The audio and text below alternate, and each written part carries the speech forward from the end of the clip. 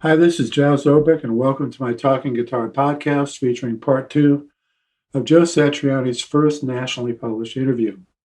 If you haven't already heard it, I recommend that you check out part one.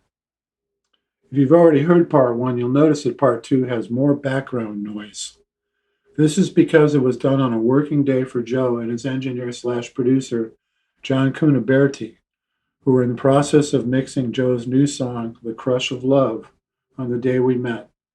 This interview took place in San Francisco's Hyde Street studio just 20 days after the release of Joe's breakthrough album, Surfing with the Alien. In addition to my voice and Joe's, you'll also hear John Cuniberti's.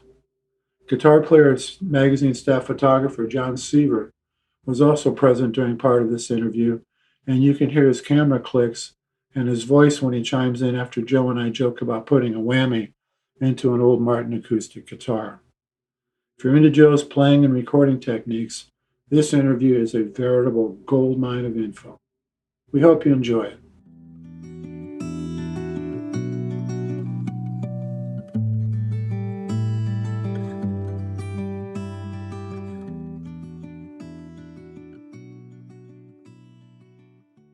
I was thinking of starting this cover story with a parody of the Star Trek intro. Space Guitar, The Final Frontier. Right. These are the voyages of Joe Satriani. I like that. His lifetime mission. How would I finish it? His lifetime mission. To boldly go where no man has gone before. To seek. To seek peace and harmony. Yeah, I suppose. That's in my own way. I suppose that's what I'm trying to seek: peace and harmony. I don't know how you figure that one out. What's your favorite part of playing? The favorite part of playing? Yeah. Exactly. Huh? Being paid. Really? Right, no. You mean in the process of learning how to play something or writing it or playing it, recording, performing it? What's my favorite? Yeah.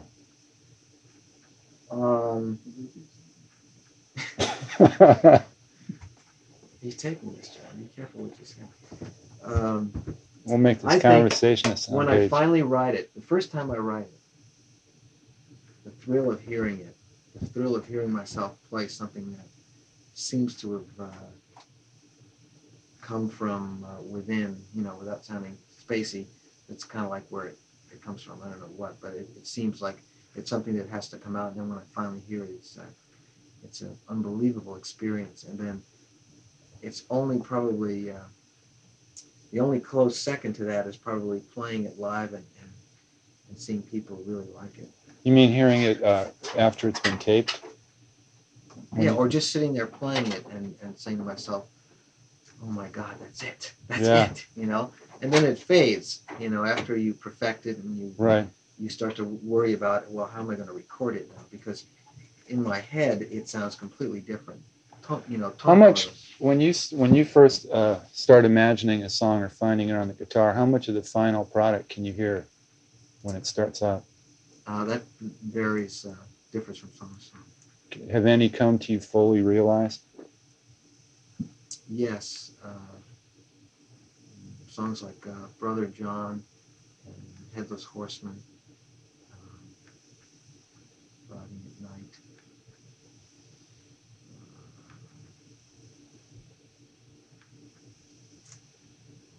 Let's see what's in the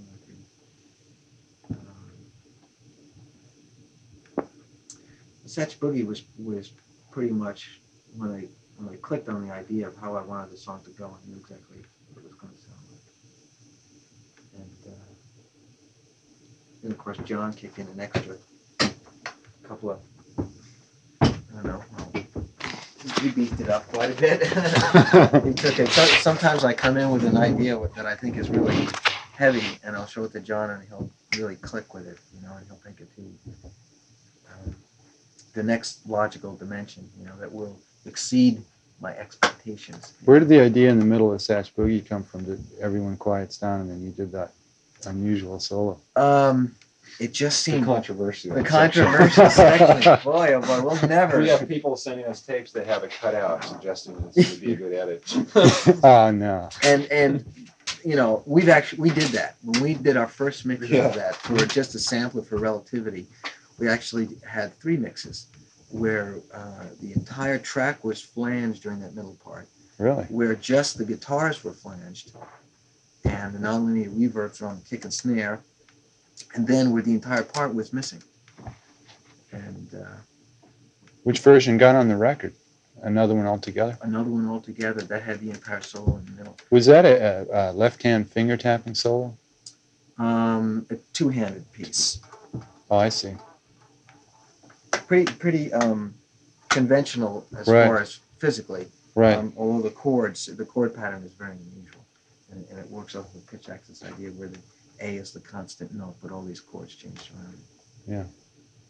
But yeah, I think every time I've gone back and listened to the things, that middle part makes it for me. Yeah, I do. I think, it's kind of almost starts out as a parody of blues, kind of supercharged blues, and then the middle section puts it in another dimension That's altogether. exactly, I think, how we felt about it. Is that Yeah. without it, it wasn't us. You know? Right.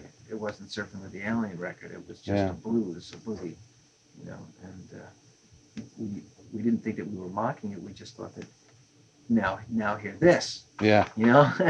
take this, now take that, And I just love the groove. I just thought it was a crazy groove. Yeah. Yeah. Can you play most of your stuff on stage without another guitarist? Yeah, sure. The only difficult part is, like if I'm doing Ice 9, I can't get that exact ice guitar sound for the 2 chords. What chords are those? Well, you might think of it as it's hard to really, how would you might say? You might call it a C sus4 to a B sus4. I should say C sus4 with a major 7 to a B sus4, or since it's over the C sharp, Right. I think of it as a C sharp major 7th, augmented 11th, Right. to a C sharp minor 7th with an added 11th. That's how I hear it in my head. Yeah. That's how I get away with it live. Right. Oh, you slap it with your finger. Right.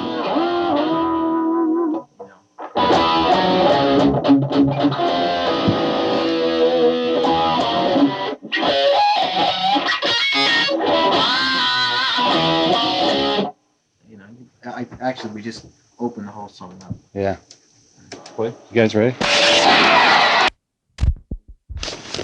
tune Crush of Love that you'll be hearing in an hour or so. That was a real intense feeling. Which one's that? This song that we'll hear. The sound page? Yeah, it was it's more, it sounds more like a pop song in a way, but it's extremely lyrical, Uh-huh. and it was just so perfect. I mean, it was the writing of it with the way that I felt at that moment was just so complete that What was happening at the time? You can say.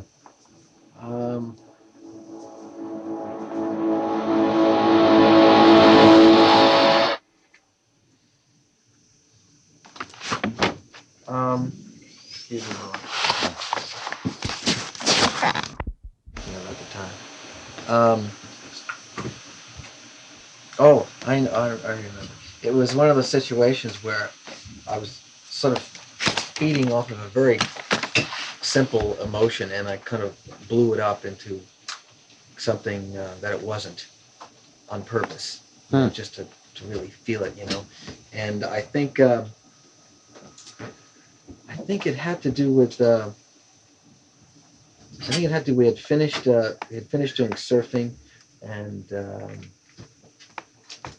after not being around, home for such a long time, just working on the record, Right.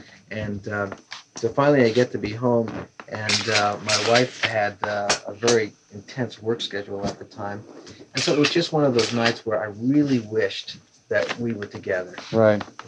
That she had to work late, so there I am, just kind of feeling sorry for myself, and it I just kind of went with it until it got way out of proportion. It didn't resemble what the original motion was, but that sort of got me in the mood, and I just went with it as I usually do, just as a way to really feel something. And then I played. I got this progression down. Just happened very quickly, just in the space of hours, and I must have stayed up 20 hours. Just because I had to go back to the tape recorder and listen to it one more time. Really? Louder, slower. I'd slow it down really slow. I'd play it really fast. I'd listen to it from every possible vantage point to get every last drop out of it. I loved it. It was a lot of fun. You painted that guitar? Oh yeah. I didn't know that. I call it scribbled. I scribbled on the guitar. Let's Cool. see it. Turn it on this way. Where's your signature on it? It's on the back here. Actually, the reason why it's there is because I didn't know if this was going to work. I had to play a show, and I had worked out to wear a lot of black. Yeah. And I got the guitar a few hours beforehand, and What'd you put it on with? this Nakara, I think it's called, or Sakura, Japanese metallic markers. Oh, I should put a tie on. Has it been refinished over it? No. Cool. I talked with Rich about that at Ibanez, and he said that it might change the sound. It might, yeah. And I really like this guitar now. Do you have any special requirements for your setup? On the guitar, yeah. It's, one thing that's different is I like to use just 2 springs in the back here. Very tight. Uh-huh. 2 springs, very tight. And I like to get the Give them on the second and fourth? Hooks? outside ones. The outside And they hooks? go straight. Yeah, okay. And I like to keep this sort of flush. The Floyd Rose? Parallel, yeah, the Floyd with the body. And I think we may have tuned just a little sharp because I wanted a pingier sound for Right. this record. So it's a little bit higher than it should be, but it's just about like that. And I find that it gets rid of some of the boinginess that I don't use as part of my technique, and I find I can hit the strings harder, and they don't they can't wobble every time I hit them. They just give out a nice tone. Can your arm go up or down? Yes, pitch? it can go up quite a bit. How far can you go up? Fourth, Wow. perfect fourth on the G string, Uh-huh. and down it bottoms out. Right. That's good. I bend the bar down just a little bit more. Usually the bars Why? stick up about this. Yeah. I like it close by. Sometimes I like to create percussive sounds by tapping it and scraping the strings with the bar. I did that quite a lot, I think, on the Enigmatic and Chords of Locus. Had that technique on it. I have installed a bass cut where I can roll off a lot of low end. By pulling out your first volume, your Yeah. second volume? Well, it's a tone control that's been Oh, I see. disconnected. I don't have any. So now it's a bass roll-off? Yeah, when I pull it up, it engages the bass roll off down. It's just inactive. That's just the way it is at the moment. Uh-huh. We've been doing sort of up to the minute modifications on it. And I routed out just a little bit more wood here. For the Rose. Yeah, just because I like it more flush. Most of the other ones sit higher, but I like to have a certain angle just because I find that you can play it more like a Fender Stratocaster set up that way.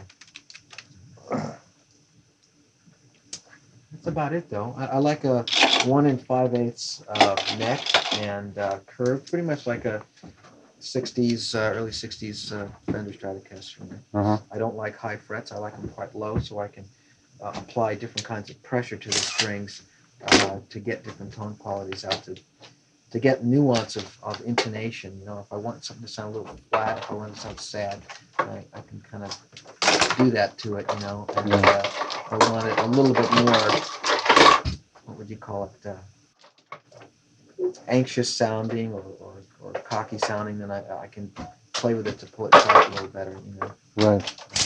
I like it that way. I find when I'm playing sometimes I get a certain tone by pressing hard, and if the frets are too high, then the notes obviously go sharp. Yeah. So. Is that the guitar you use for most of the album? Surfing? Actually, no, I didn't get this guitar until after the record was completed. Unfortunately, that would have helped. I used a bunch of guitars that I put together myself. Strat styles? Yeah. And as a matter of fact, another one. What pickups work best for you?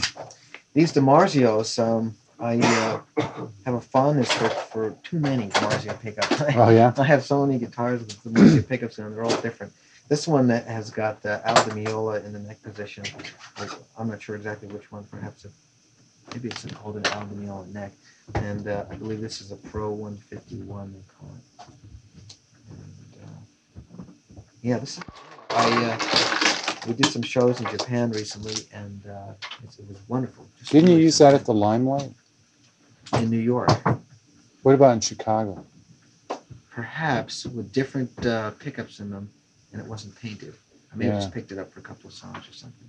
Right. I think I had one of their other models that was more angular. It had some other pickup selections. Yeah. That was a good show. I was right in front of the stage. Oh yeah. Yeah. Oh great. It Thanks. was fun. I'm really having a blast playing with Jonathan Stewart. Just really fabulous players. Oh yeah. It's so easy to have a good time because they're so loose. They'll take direction and they'll take total freedom Yeah. and run with it, which is great. Because I do like to just start playing things and hope that they'll join in and we do spontaneous playing. And I'll tell them, just we're doing the songs. Don't screw up the song, but take it wherever you think it should go. And Right. each night, we'll do something to it. What has experience taught you too about getting a good guitar sound on record? Here it is. I'm gonna take a picture of this. What is that? Come here, George. John, Let's go you sit here gotta and get this get picture. This is the secret it. weapon. This is it. This is the secret weapon. What the hell is that thing? Oh, here we go, guys. Our Neve preamp. A unique preamp? Neve. A Need Neve? mic preamps. Let's do one more. You explain it, John. You've got the technical. What's it do? I mean, We use it for Stand up most. there again. Huh? I was gonna get another shot. Oh, he wants another shot. Oh, okay. It's a microphone preamplifier and an equalizer that we plug the Into guitar in. here. The guitar plugs in here, and then it comes out here, right. and then goes in there and it comes out here, and this goes right to the tape recorder. So we bypass the console basically, and these are So you go direct from that into the tape? right onto the tape recorder. You don't need amplifiers or anything? Well, if no, we're- this is a microphone. Microphones plug into this essentially. Oh, I see. It's a- So yeah. if we're recording like for Satch Boogie, using the Marshalls with Chandler tube driver and a wah-wah pedal and stuff like that, it'll be a few mics, but they all eventually run through that. It just gives it. It has a sound to it that is you can't find anywhere on anything. It's a very unique kind of thing. And then when we go direct, Midnight was done direct, and we went into that, and then from there we went into a tri-chorus. Yeah. Uh-huh. And it's really just a beautiful sound, and it's different, and you can make it sound fat or skinny or obnoxious or. It's Really? like it's ideal for guitar because it's not electronic sounding in any way. It's very pleasing sounding. Is it a tube unit? No, it's not a tube. It's all discrete though. It's all Class A. So it's all transistors. There's no ICs in it. Uh-huh. And so it just does not sound electronic sound is the best way Right. I can put it. It's very pleasing sounding. It's funny, isn't it? And in fact, this record we just did, everything was recorded through it. So Really? the whole record, we can't afford to have a console that's got like 50 of those in it. Right. Those are very expensive, a couple $1,000s a piece Uh-huh. each channel. So to have 50 input in a console would cost a fortune. Yeah. In fact, those came out of a console in London because they built these consoles that became very expensive, too expensive to build anymore because now they're all automated and got Right. away. So they made the consoles cheaper so they could have them automated and bigger, but they couldn't afford to make them sound like that. Right. And so what people are doing is that they're getting the consoles and they're breaking them all up into individual modules, and engineers like myself buy the modules and then do the recording through those, and then do the playback through the normal consoles, normal computerized console. Do you use much direct signals on records? Oh yeah. Yeah, I'd say All the that, synthesizer stuff, all the bass guitar, all the real clean stuff is usually all the clean guitar. Clean guitars? Yeah. Yeah, most of the clean stuff. Would that be like the chords in the Snake? Yes, that was flat direct, as a matter of fact. Yeah, Preamp right Compressed. into the void, nothing. seriously compressed. Other times we'll use Rockman. Sometimes we don't. Like with I think I had recorded Midnight. That we had a version recorded with a Rockman, but we just didn't like the overall sound. We really try avoiding the Rockman when we can. I mean, if we can find something that sounds as good or better, we'll always go with it. It's 3 sections. 3 sections because it was there. That's the third version of the song, and each time I went back and I said, John, I can't stand it. It's ruining my life. We have to change it. We'd spend 5 hours doing it to absolute perfection and come back the next day and says, I can't stand it. Sounds like Joe's a little bit of a perfectionist. Oh. Well, it's just that it wasn't strange dream folk-like. And when I got the idea to put the hand claps on, Right. and piano and the lurking synthesizer on there and the flutes that you could barely hear, I realized that the only way to pull it off was really to do it in 3 separate sections. And so I could control each section a little bit more, because if I'm sitting here alone and I go to plan it out, I just won't feel the same about it when I go to lay on the claps and the vocals and whatever else I'm going to put on there. I'm going to say, I should have hesitated. Yeah. And so what we did is we did the 3 sections where there's the obvious silence in between, and we left it blank so that when we went to add on the claps and the piano and the synthesizer and stuff like that, we could really sit here and wait and listen to it after listening to it for a week or so, and then say, okay, now that section begins, and that really helped it out mixing, I think. Did you use an electric sitar in Lords of Karma? Yeah, choral. One of those old curls? Yeah, that was a nice touch. How did you get your tone in circles? That was real pretty. That's a rock, man. Did we go into the Neve, or did we do Which part? the clean part? Yeah. Circles. That's a... We EQ'd it a little, didn't we? That was the 4th guitar version. Really? That's one stereo pad. It's another story where it was perfect and I came back and was like, it's that. But once we got it right, it sounded right. But that was a Rockman. We generally, maybe we put it into the PDQs. Right, those things that don't exist. MEQ5. Right. Pultex. I don't know. Maybe GML. Maybe we didn't write this down, did we? It got kind of frantic Yeah. after a while, and we stopped keeping. Or I stopped keeping notes. I'm usually pretty good at that. What causes the sounds in an Ice 9 that sound either like a grinder or a car with a bad starter? Which part? During the backwards, like towards the ends of the solos or something? Yeah. It's a backwards guitar that was recorded. Now that was an easy one. We rented the studio down the hall for an hour. Studio D? Yeah. Uh-huh. And we took the talkback microphone, which is what? The American Microphone Company. Yeah, some strange, funny looking thing, that guys used to hold 30 years ago when they interviewed people at bus stations. Right. And it was just sitting there on the console, and we said, what mic? And we said, yeah, because we, the 2 solos that come before it just seemed to rip it up, Yeah. And so we figured we've got to do something like no one would ever do. And there was the microphone. We both went, yeah. And we went out and we plugged it into that little Gorilla amplifier up there. Plug the mic into it? No, I plugged the guitar into that, and we just turned it up and put the mic right up in front of it. No kidding. Total nasty gnarl, And But how'd you get the sound out of the guitar? What were you doing? well, it's a backwards track. Oh, I see. It's backwards, but If you did it, when you were doing it forwards, what were you doing? Scraping the string or something? doing this like. Or you're hitting muted strings and working the whammy? No, I'm running my the pick and the flesh of my thumb into the strings at certain spots to get multiple harmonics, and then I bring the bar up or down. And what happens when you get these multiple harmonics with a certain quality, if the mic's picking it up, is that you'll get the main harmonics going up in pitch if I pull up, but the subharmonics will descend. Right. And the opposite, when I bring the bar down, it'll go up. So it sounds as if there are notes that are going, like this, And they're really strange because they're sort of products of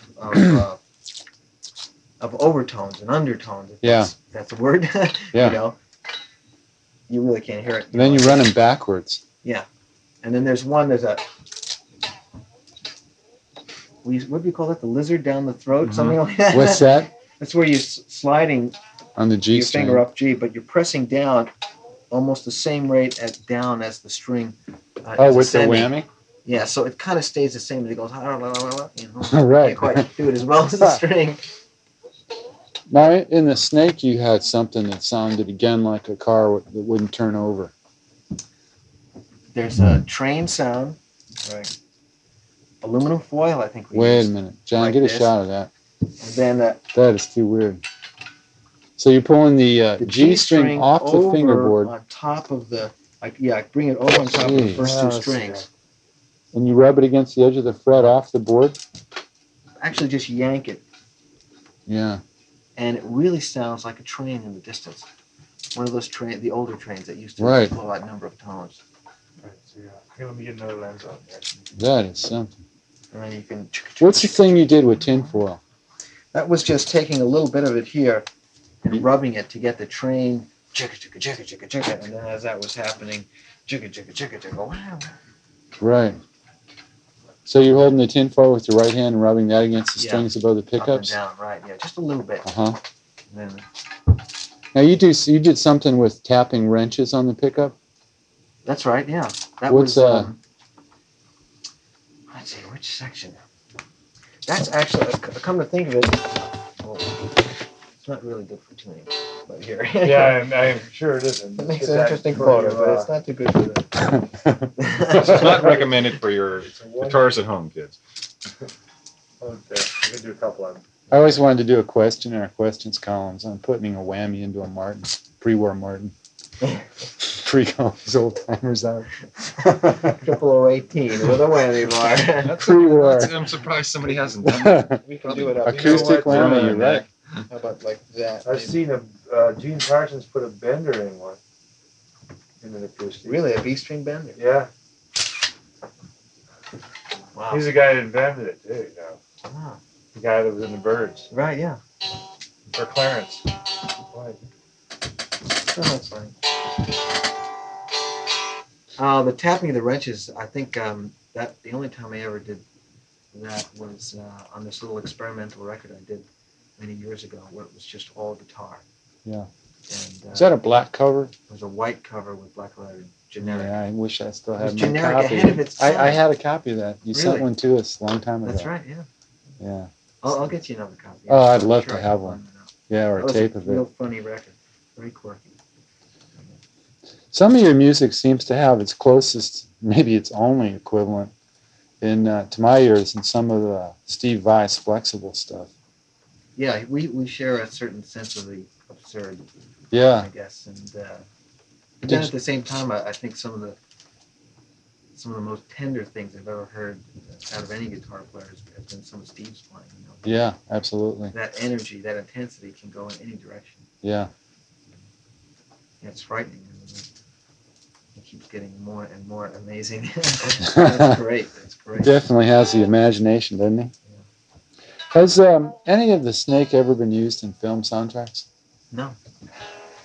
Has any of your music been in films? It really should be, I think. Yeah, it really should be. I've heard that there's a television show in France that uses Rabina, and apparently all over Yugoslavia, the radio stations use various cuts from this record Really? in spots and stuff like that. What was the inspiration for Rubina? Just Very tender song. just pure love for my wife. Just one of those tender songs. Okay, and the enigmatic, you have an effect that sounds like a dentist drill. You know what I'm saying? Oh God! In the end, Yeah. In the end, No, it's well, there's the end of the solo is a B string. One of those. pulled off the fingerboard. The very end of the solo. Uh-huh. The beginning of the solo. There he is. There's that note. Yeah, you got that one down. Pretty far away. I took a keychain against the the first thing I did was depress the whammy bar and play a couple of notes on the G string. So it sounds like whoa, whoa, whoa, whoa, whoa, Yeah. like that, right? Then there's a sort of what I always thought of in my mind, I imagined that they were aliens trying to communicate with Earthlings. And so I sort of had this conversation going. I took this metal keychain and it just went, what? Oh, Yeah. I just said something. I don't know what was on my mind at the time. I just threw the thing down and it went into atonal bliss. Oh man. Does that song have an altered harmonic minor scale? No, it does not. It the basis of the song is the enigmatic mode, which is a root, a flatted second, major third, raised fourth, raised fifth, raised sixth, and major seventh. I've never heard of that. I discovered that scale in a John McLaughlin book, Birds of Fire songbook. Really? Years ago, I was just looking through the What- music store and I saw this scale. Enigmatic scale. And I thought, yeah, I like that name. Do you think there's an inherent mood in every key, in every scale? Not just one, no. I think in the hands of an artist, it's almost limitless what you can do. And I definitely operate on that assumption because that's why I've always explored major keys. Because I've heard so much beautiful music done in major keys, yet very very little of it is in rock, heavy rock, exploratory jazz fusion, whatever you want to call this Right. thing we're doing. Most of the stuff is Dorian minor key, or else it's more ethnic oriented. Ethnic maybe isn't the best word, but that's how it's printed up in most books. Like they'll call the Phrygian dominant mode Jewish or Spanish scale. Right. But no, in answer to that question, no, I think one scale can sound a lot of different ways, and that's one thing that on the last two records I've really tried to work with Always With Me, Always With You, and Rabina, trying to use those major scales to be tender and sharp and haunting and a whole bunch of things. Same approach with chords? Yes, most definitely, yeah. The chords are, the fewer notes in the chords, the easier it gets. Right. Because in my mind, I see the melodies and the solos and the rhythms as being the chords. Maybe other people may think simply of the rhythm guitar part as the chord, Right. and they write from that way. But I think in terms of like with Ice 9, it's in sort of a Dorian mode, but at the end of that solo there, I just flip it around and use a major third because there's no third being played. Right. I've just tricked you into sort of assuming that I wasn't going to play the note, and that way you can play the note. So, with playing with small amounts of harmonic information, you get more mileage, you get more freedom as far as writing the melody of the solo. Yeah. Let me get this just Joey. Did you do much doubling on the second album? For instance, the Crushing Day solo or the Hill of the Skull opening. Is that layers of Hill of the guitar? Skull is 6 guitars. It sounded pretty full. Yeah, it's 3 octaves and they're all doubled. That was the loudest thing we ever recorded, I think. One of the hardest things to mix, too. Really? Why was that? It was so unlike anything we'd ever done, and the character of the recording was such that we had a lot of difficulties settling in on it. There was a lot of opportunities to mix it different ways, but he had one vision. So in the course of exploring all the different ways of doing it, you become incredibly frustrated. I remember correctly. Does it seem like Joe has the exact idea of what he wants and nothing will work till he gets it? Or are you pretty flexible? It has to meet a certain standard or it's unacceptable. Now, it may go above and beyond his standard, which then he gets excited about. But there are times when we can't quite make it to the point where he's happy. I might have been happy an hour ago, but if it's a lot of times what he hears is all in his head. We just have to stay on it until he's satisfied. And sometimes it's right away, and other times it takes forever. It seems. Yeah. Do you hear melodies before you find them? Yeah. Almost always. It's sort of like it comes to me.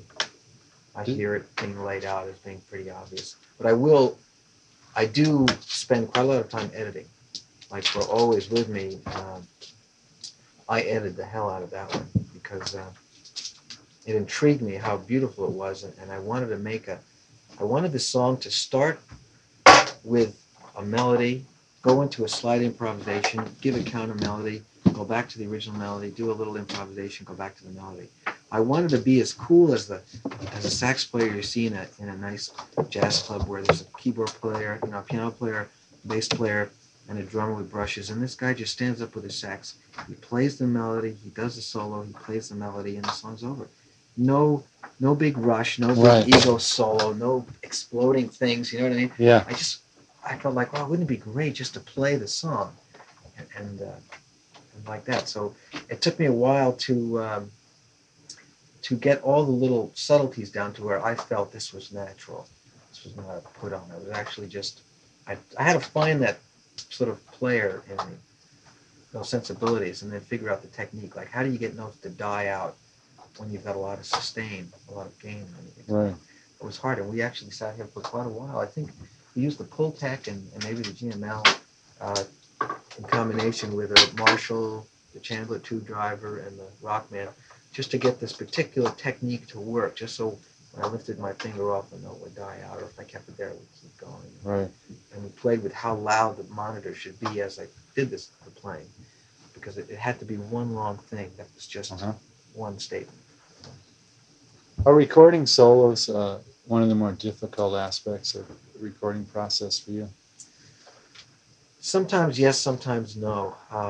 Things like surfing and Ice 9 were fun because we fire up the amp, we get a sound, we'd be excited, boom, we'd go, and it would be there, and we'd go, oh my God, that's great, let's do the next one, Right. And we just kind of go through. And then other times, like, Always With Me, to me, is a type of a solo. It's it's different from the other songs, Right. how it's arranged. And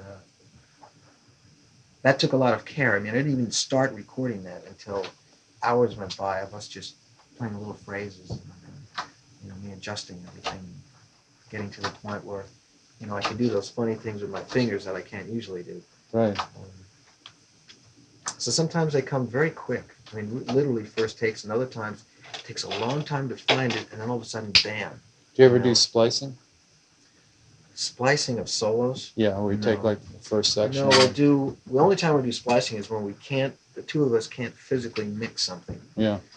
From one part to the next, like circles. It's just impossible to turn off the rock band and bring in the ECM guys, Right. for the transition, Yeah. or the vice versa. When the eclectic part finishes, and all of a sudden, Jeff comes in The with a snake stick. too. I think the snake had probably about 20 edits. Yeah. Each section in the snake, where it changes its Right. character, those are all edits. Yeah. Because Wow. we had set up a mix for each section. You never know it to listen to it either. Well, it took a while.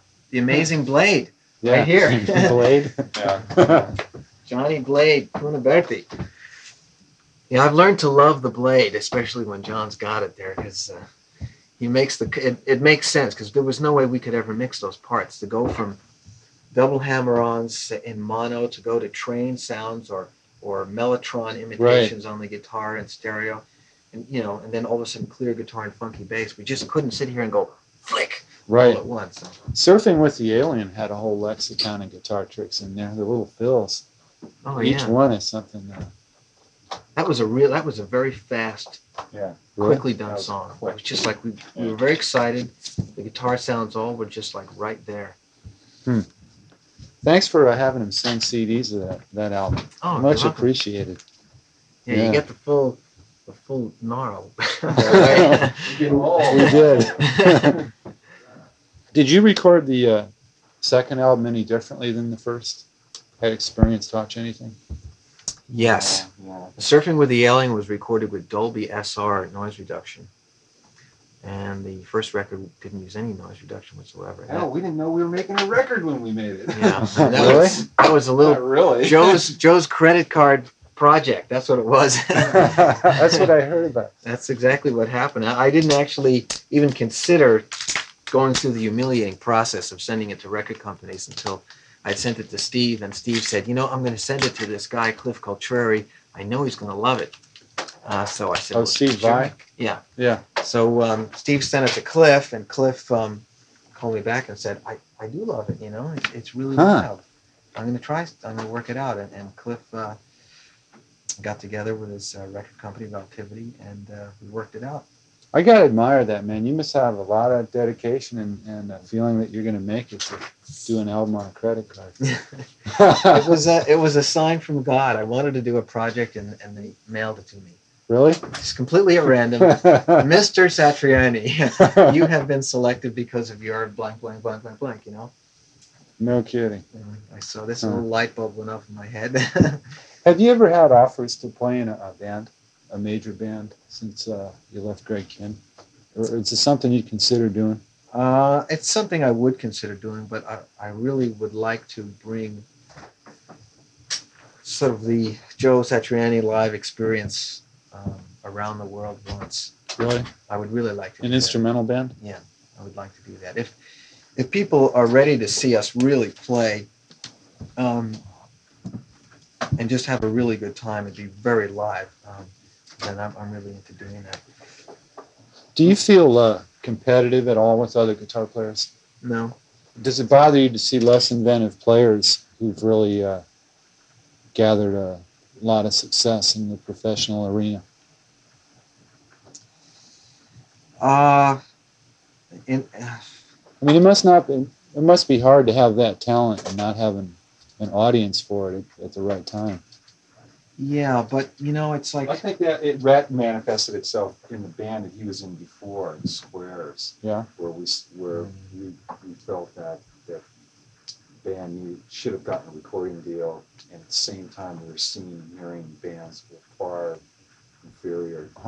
Yeah, making millions of dollars doing nonsense. Right. And I don't know. Yeah, but I really, over the years, it seems like I see success and failure as both imposters. You just can't. They cannot be what you use for your standard operating procedure, how to write music, how to play.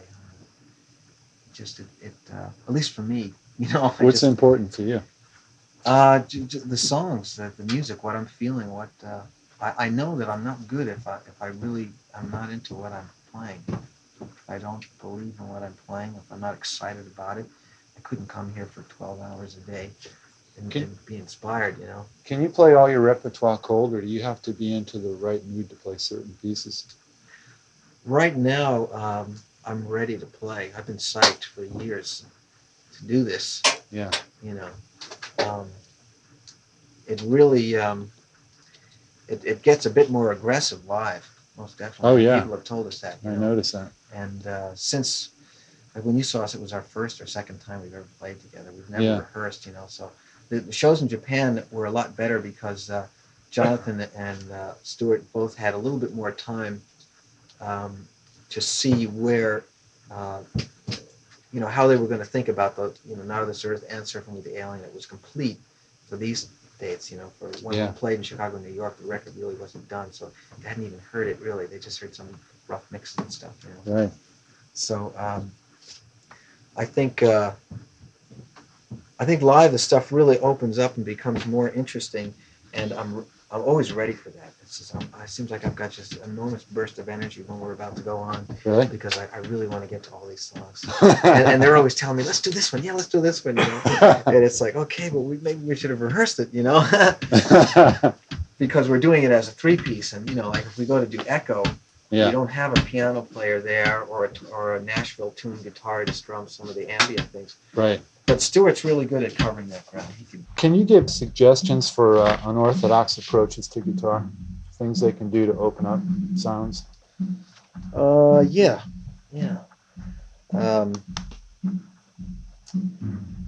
One is a very practical musical way, and that is to pick something that you hear on the radio that you'd like, perhaps just for one particular element. Mm-hmm.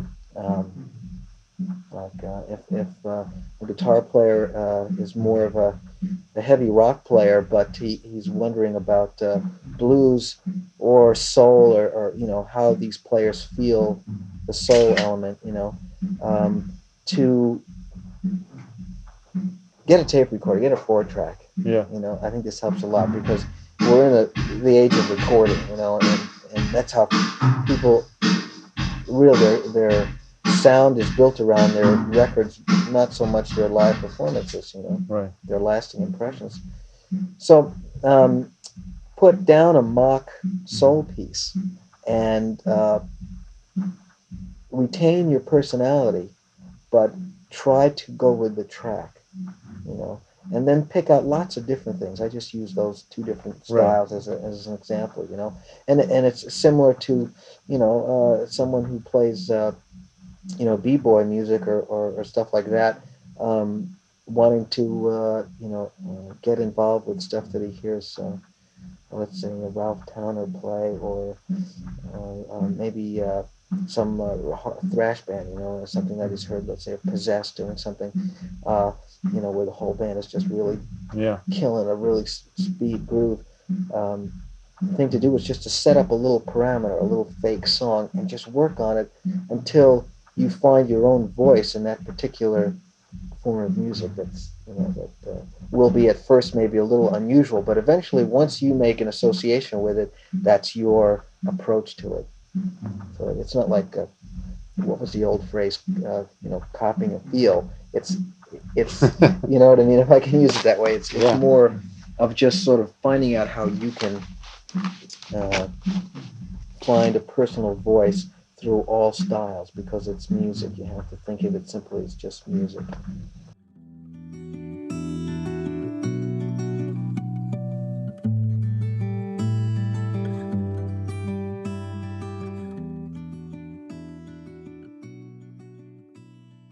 This concludes part 2 of Joe Satriani's first cover story interview. Thanks to Joe for his permission to post this audio. If you like what you've heard and want to support these podcasts, please hit that donate button. Before signing off, I want to express my gratitude to my podcast engineer and producer, Nick Hunt. This podcast is copyright 2023 by Jon Sievert, all rights reserved. Thanks for listening.